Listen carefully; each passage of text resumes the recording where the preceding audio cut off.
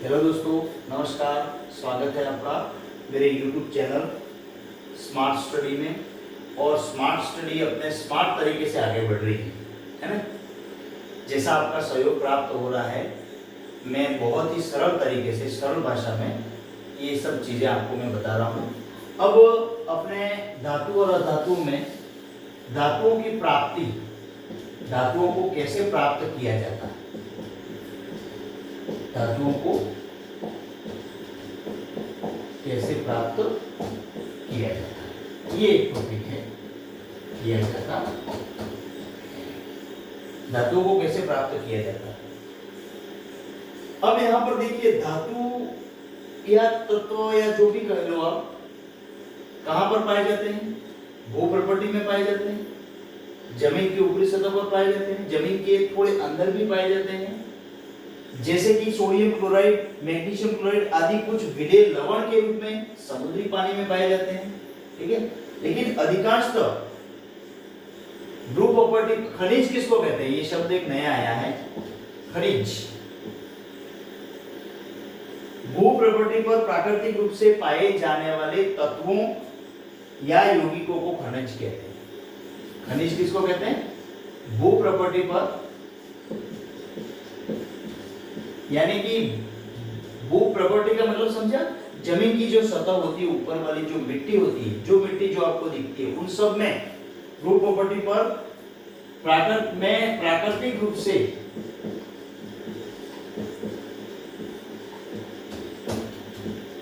से पाए जाने वाले तत्वों या यौगिकों को खनिज कहते हैं। तत्वों या यौगिकों को खनिज कहते हैं।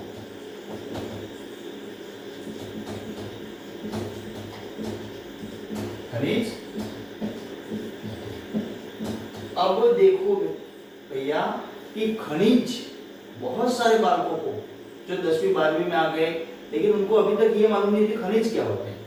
खनिज का मतलब खनन कार्य में जो अपने निकाले जाते हैं वो खनिज। जमीन की सतह पर जो पाए जाने वाले तत्व होते हैं, यौगिक होते हैं, प्राकृतिक रूप से, किसी ने मिला करके मिलाया नहीं है इसके अंदर, प्राकृतिक रूप से, वो सब खनिज है। उसके बाद एक आता है अयस्क। ये एक वर्ड आया है अयस्क। अयस्क किसको कहेंगे? किसी एक विशेष खनिज का एक स्थान पर पाया जाना। समझ रहे ना? ये तो अपन जनरल बात कर रहे हैं। खनिज का अर्थ क्या होता है? जितने भी प्राकृतिक रूप से पाए जाने वाले तत्व यौगिक होते हैं उनको खनिज कहते हैं। लेकिन अयस्क का अर्थ क्या होता है? अयस्क का अर्थ होता है कि जो एक विशेष स्थान पर एक ही तत्व पाया जाए, उसके साथ दूसरे भी हों, लेकिन अधिकता किसी एक तत्व की हो, तो उसको अयस्क कहा जाता है। कुछ स्थानों पर खनिजों में कोई विशेष धातु, कुछ स्थानों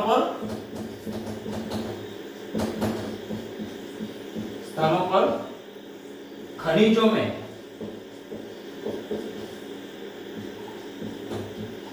कोई विशेष धातु पाई जाती है, कोई विशेष धातु पाई जाती है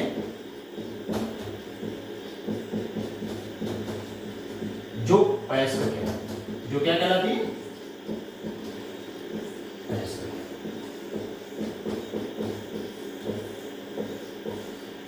ठीक है, तो ये बात आपको ध्यान रखनी है। दोनों चीजें बहुत इंपॉर्टेंट है। खनिज और अयस्क में क्या अंतर है? ठीक है, खनिज और अयस्क में अंतर आपको बताना है, तो ये दोनों चीजें आपको ध्यान रखनी है। अब ये तो बात आ गई कि भाई ये दोनों चीजें हैं, समझ रहे हो? ये दोनों चीजें हैं, कौन कौन सी हैं? खनिज हैं और अयस्क भी है। खनिज किसको कहेंगे?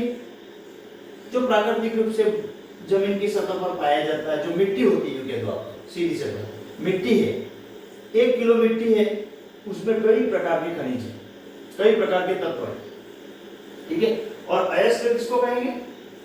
जैसे 1 किलो मिट्टी ली आपने, उसमें मान लो पोटेशियम ज्यादा है, ठीक है, तो वहां पर पोटेशियम अयस्क के रूप में पाया जाता। समझ रहे हो मेरी बात को? पोटेशियम अयस्क के रूप में पाया जाता, तो ये अयस्क कहलाता। ये तो अपन ने समझ लिया कि भाई ये खनिज है और ये अयस्क है, ये मिनरल है। ठीक है, लेकिन इनको अपन जमीन से कैसे निकालते हैं, किस तरह से इनको अलग करते हैं? जैसे मान लीजिए अपन ने 1 मीटर मिट्टी ले ली, अपन उसमें से कैसे निष्कर्षण करेंगे कि भाई तांबा कौन सा है, कि लोहा कौन सा है, कि शीशा कौन सा है, कि जस्ता कौन सा है, कि अपन कैसे अलग निकालेंगे, वो विधि होती है, उसको कहते हैं निष्कर्षण। उसको क्या बोलते हैं? निष्कर्षण। कि धातुओं का निष्कर्षण किस प्रकार होता है। तो अब अपना नया जो पॉइंट है वो है धातुओं का निष्कर्षण। धातुओं का निष्कर्षण, तो आप यहां पे लिख दो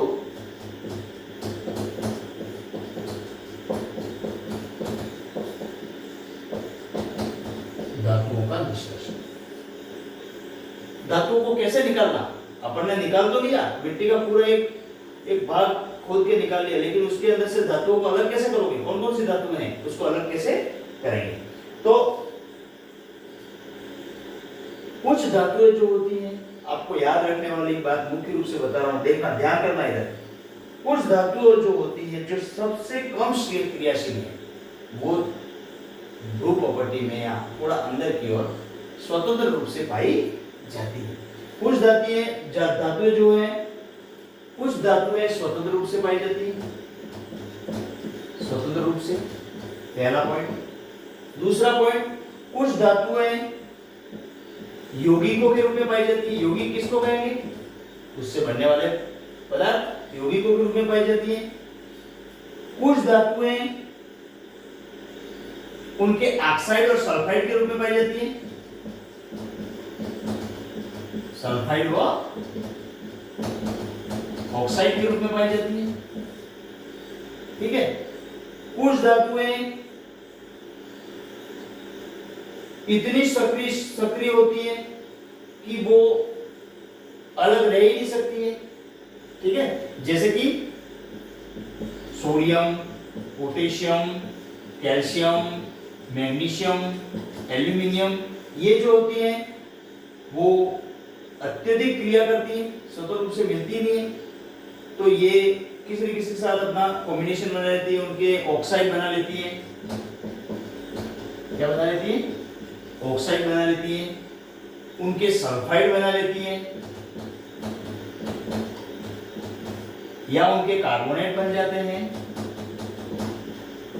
क्या बन जाते हैं? उनके कार्बोनेट बन जाते हैं। यानी कि आपको धातुओं के निष्कर्षण में, जैसे अपन ने सक्रियता श्रेणी पढ़ी थी, पहले पढ़ी थी सक्रियता श्रेणी कि कौन कौन सी धातुएं कितनी क्रियाशील हैं और कितनी कम क्रियाशील है। इसमें तीन बातें अपन ने लिखी थी, ध्यान हो तो आपको।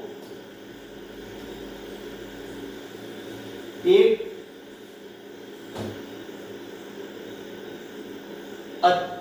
अधिक क्रियाशील,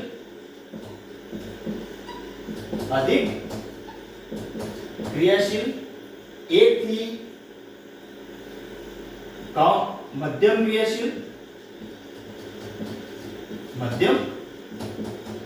क्रियाशील, और एक प्रकार की धातु थी, वो थी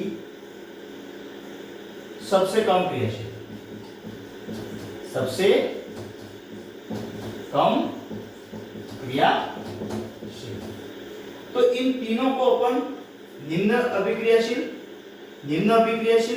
मध्यम अभिक्रियाशील और अत्यधिक अभिक्रियाशील, तीन के आधार पर इनको बांट सकते हैं। अब देखो यहां पर तीन कैटेगरी बन गई है आपके सामने। तीन कैटेगरी कौन कौन सी है? जैसे कि पोटेशियम, सोडियम, कैल्शियम, मैग्नीशियम और एल्यूमिनियम। ये अधिक क्रियाशील धातुएं हैं, तो इनको विद्युत अपघटन द्वारा अलग किया जाता है। याद रखना, विद्युत अपघटन के रूप में उनको अलग किया जाता है, याद रखना। उसके बाद मध्यम क्रियाशील है, वो अपचयन कराया जाता है। अब मध्यम क्रियाशील में कौन कौन सी धातुएं हैं? देखिएगा, जिंक, फेरस, लेड और कॉपर। जिंक, फेरस, लेड और कॉपर, इनका अपचयन कराया जाता है कार्बन के साथ। किसके साथ? कार्बन के साथ अपचयन कराया जाता है, कार्बन के साथ अपचयन कराया जाता है। और तीसरी सबसे कम क्रियाशील धातु है, वो प्राकृतिक अवस्था में उपस्थित मिलती है। प्राकृतिक अवस्था में उपस्थित मिलती हैं तो उनको आसानी से पृथक कर लिया। तो ये 3 प्रकार की क्रियाशीलता श्रेणियां आपको ध्यान में रखनी है। धातुओं का निष्कर्षण कैसे किया जाता है? तो धातुओं का निष्कर्षण 3 श्रेणियों के आधार पर किया जाता है। अधिक क्रियाशील जैसे कि sodium, potassium, sodium, calcium, magnesium, aluminium विद्युत अपवर्तन द्वारा पृथक की जाती है। मध्यम क्रियाशील जो होती है वो कार्बन के अपचय के द्वारा, जैसे कि जिंक, फेरस, लेड और कॉपर। सबसे कम क्रियाशील हैं जैसे कि सोना और चांदी, सोना और चांदी, उनको एजी और एयू बोलते हैं।